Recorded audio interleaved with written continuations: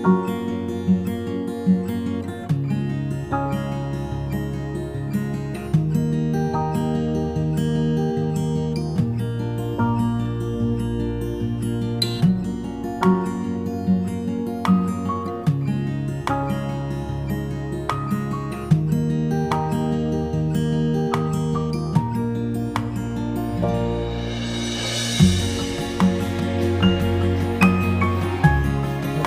everyone.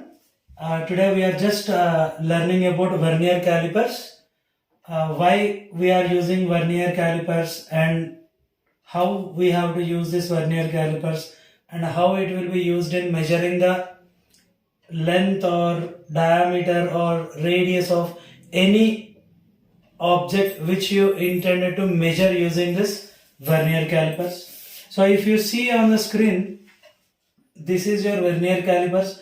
This is the device, the vernier calipers, So now, what is the most basic thing why we are going to vernier calipers? The reason is, if you just identify the normal scale. Okay, I'm just writing here a normal scale. If you see, a normal scale contains hardly how much? A small scale which will be included in a geometry box or somewhere. You'll be purchasing a small type of scales, right? So which include around 0 to 15 centimeter, correct? So it includes this 0 to 15 centimeter length, or maybe some scales of length may have 30 centimeter, right? So what exactly I want to say you is, using this normal scale of 15 centimeter length or 30 centimeter length, the least possible distance, okay, least possible distance, that is nothing but least possible length of an object you can measure is almost or approximately 1 millimeter only. It means beyond or less than this 1 millimeter you can't measure using a normal scale that is having with which you 0 to 15 centimeter or 30 centimeter length. So if in person, if you want to measure a length of any object nearly or approximately less than 1 millimeter, you cannot measure using a scale. For example, if you measure any object, if you measure the length of any object using a normal scale, and that too it is lying between 1.4 centimeter and 1.5 centimeter, how much you will be approximated? You will be approximated to nearly 1.45 centimeter, you will be saying. What is this 1.45 centimeter? It is nothing but you just approximated where the other end of the object is lying between 1.4 and 1.5. But the exact answer may be 1.41 or 1.42 or 1.43. Similar to 1.49 also it could be. Where you are unable to calculate using a normal scale. That is the reason you are just approximating it to 1.45 centimeter. In the middle you are just saying it. So to measure it to that accurate, less than 1 millimeter also, we will be using a device called a vernier calipers. We will be using a device called a vernier calipers. So now, using this vernier calipers, what we can do exactly? So using the vernier calipers, just now we have discussed, it can be used to measure the lengths. It can be used to measure the lengths of an order less than 1 millimeter accurately, up to less than 1 millimeter accurately. So if you want to say perfectly, using vernier calipers, we can measure the length of object or anything. We can measure length accurately. We can measure length accurately up to an order of 0.1 millimeter. That is equals to 0.01 centimeter. So what do you mean by this? 0.1 millimeter means 1/10 of a millimeter.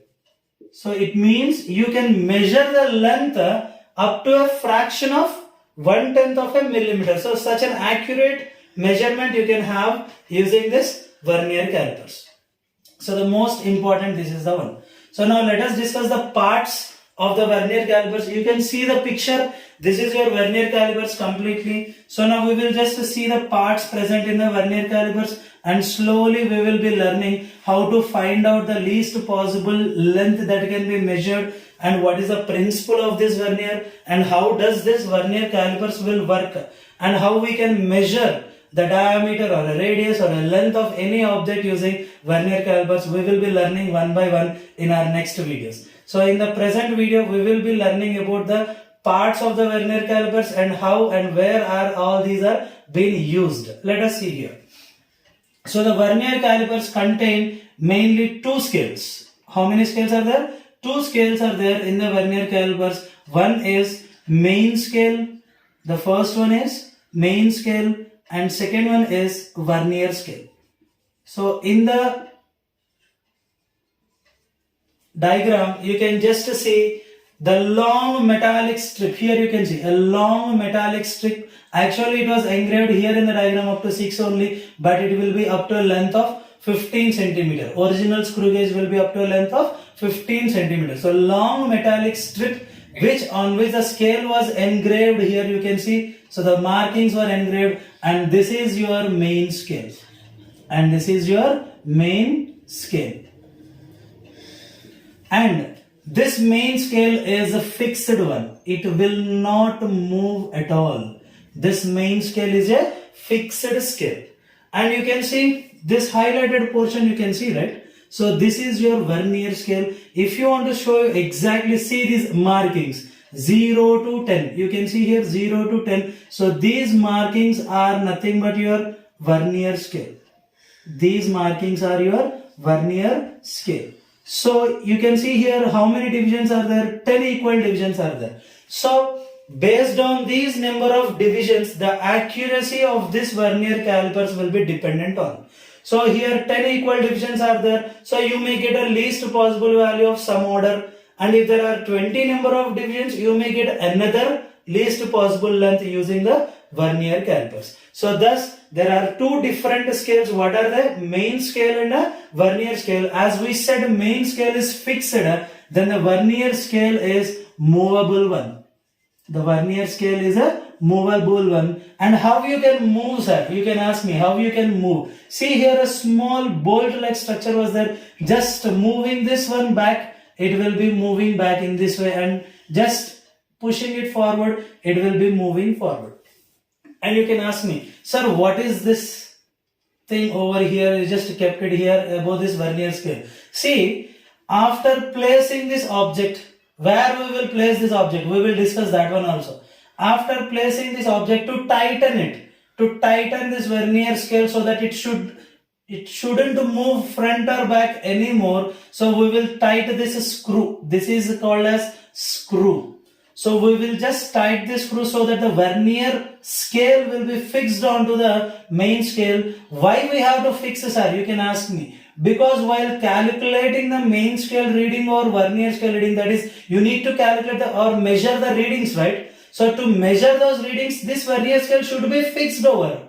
So to make it fixed, we need to have a screw. So we will tighten this screw so that the vernier scale will be fixed on the main scale. So this is the usage of this one.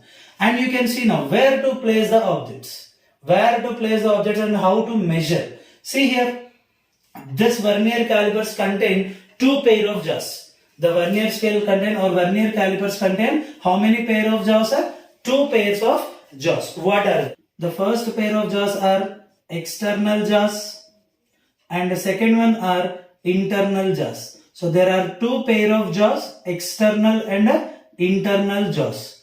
You can see here J1 and J2. These two are external jaws. J1 and J2 are external jaws. And you can see on the top J3 and J4. These are internal jaws. J3 and J4 are internal jaws. So a pair of jaws are present to this vernier calipers, external and internal. Using these external jaws, you can either find out the diameter of a spherical object or length of any cylindrical like structure. For example, you can see this marker only. You can just place the marker between these two jaws like this, so that you can find out the length of this cylindrical portion. This marker is nothing but a cylinder only, right? So you can just find height of the cylinder. The same cylinder, if you place like this, you will be getting a diameter of the cylinder. That is nothing but a diameter of any object which will be placed here like a sphere, like a structure. Sir, and why these internal jaws are being used? See here, if there is any hollow like structure like this, you can see the cap of a marker. See this hollow radius. To find out the diameter of this hollow radius, we will be using this internal jaws. So these will be brought closer and will be fixed on this, and then we will just tight this vernier scale so that you can just find out the diameter, internal diameter of any hollow object. So that is nothing but internal diameter you will be getting using this internal jaws. So, and you can see one more structure was present over here. Sir, you didn't discuss about that. What is that one here? Tail. You can see that one as a tail. So this tail is used to, sir, for what purpose this tail will be used? See here, the tail is used to find the depth of any hollow objects. Like example, assume this is a test tube. So to find the length of this or depth of this test tube, we will be using this tail structure. So when this vernier scale moves back or comes forward, the tail also will be moving out and will be moving inner ways. So like this, the vernier calipers is explained in this way. So see here, mainly the part you need to find out is the reading on the main scale you need to know, and the reading on the vernier scale you need to know, and the most concentrated thing is number of divisions. How many divisions are there on a vernier scale? It is very much important. And the next one, to make sure that you are measuring it accurately, this object must be fixed between the jaws perfectly, and this vernier scale should be made tighten. So based on all these requirements, then only you can just able to calculate the length of any object using a vernier calipers.